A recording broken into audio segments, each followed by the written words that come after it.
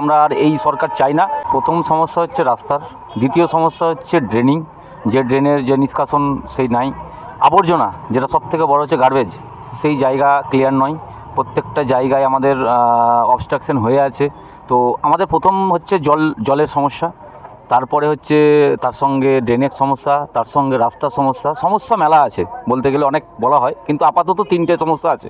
TMC সরকার লুটেছে, কোনো কাজটাই ঠিক হয়নি, কারণ যে কাজের নামে মানে অ্যালুট হয়েছে সব কাজটাই পকেটে গেছে, কাজের নামে কাজ কিছুই হয়নি, সবটাই আমরা শুনেছি যে কাজ হবে, এইটাই হয়েছে যে একটা ল্যাম্পপোস্ট তৈরি হয়েছে, সেই ল্যাম্পপোস্টে লাইট জ্বলে না। বিধায়কের কাজ নয়, আমাদের এলাকায় কোনো উন্নয়নই হয়নি।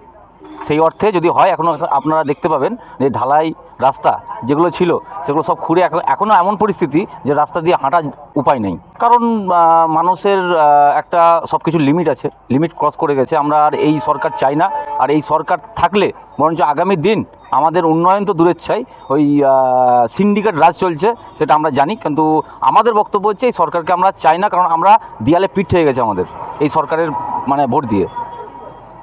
আপনার ভোটের মাধ্যমে আপনি মমতা বন্দ্যোপাধ্যায় কি বলতে চান? বিদায়, এবার বিদায় নেন, এবার রাজ্যের মানুষকে শান্তি দেন, এবার বিদায় নেন। মানে যদি বিদায় না দেন তাহলে মানুষ আপনাকে বিদায় দেবে, তার ঘন্টা কিন্তু বেজে গেছে।